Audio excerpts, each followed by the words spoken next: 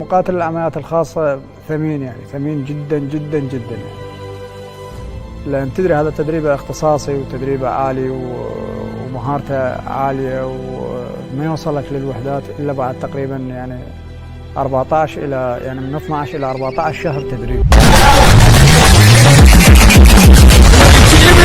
بس الادراع الجميل ونحن سباع وما نسوى نفوسان الجميل